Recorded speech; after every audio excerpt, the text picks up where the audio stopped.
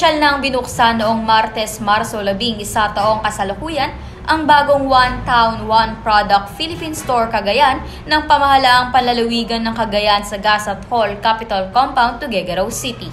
Sa kanyang mensahe, binigyang diin ni Attorney Rosario Mamba Villaflor ang kahalagahan ng dedikasyon sa pagsasakatuparan ng mga plano para sa pag-usad ng Cagayan. These are proofs and validations na kapag pinagplanuhan mo, if you have the motivation and determination to make things happen, it will happen, aniya. Nagsimula ang pagtatayo ng OTOP Hub simula nang umupo si Gobernador Mamba bilang ama ng lalawigan kung saan naitayo ang Visitors Pavilion sa nasisiping Gataran bilang stopover ng mga turista. Sa nasiping Gataran din naitayo ang kauna-unahang OTOP Hub ng PGC na ngayon ay isa ng award-winning OTOP store sa rehiyon at sa bansa. Kanyang binanggit na ang pagkakaroon ng bagong OTOP Hub na pinangangasiwaan ngayon ng PGC ay hindi lamang nagpapatunay sa matibay na partnership ng PGC at DTI, kundi pagpapatunay rin ito na maisa sa katuparan ang lahat kung sama-sama sa iisang hangarin ng bawat isa.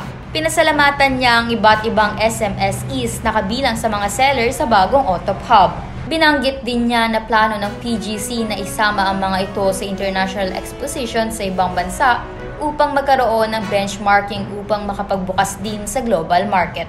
We look forward to a stronger partnership with you, sambit ni Attorney Mamba Villaflor. Samantala, binanggit ni Environmental Planner Jennifer Junio Baquiran na ang pagbubukas ng bagong OTP Hub ay hindi lamang pagbebenta ng produktong Cagayano. Ito rin aniya ay nagpapakita ng pagkakakilanlan, kasipagan at pagkamalikhain ng mga Cagayano. Pinasalamatan naman niya ang pagdalo ng lahat dahil aniya, nagpapakita ito ng pagsuporta sa gawa ng Cagayano at pagmamalaki sa mga Cagayano. This is a journey to economic empowerment, tourism development and entrepreneurship in Cagayan, ani ni Baquiran.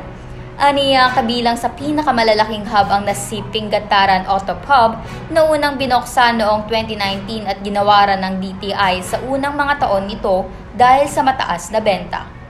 Noong nakaraang taon naman ay ginawaran ito ng DTI Region 2 bilang Outstanding Development Partner sa ilalim ng Providing or Improving Access Markets category. Para sa Bill Visay News TV at Balitang Hilaga Publishing, ito po ang inyong media trainee, Myla Ruth Balinan, nag-uulat.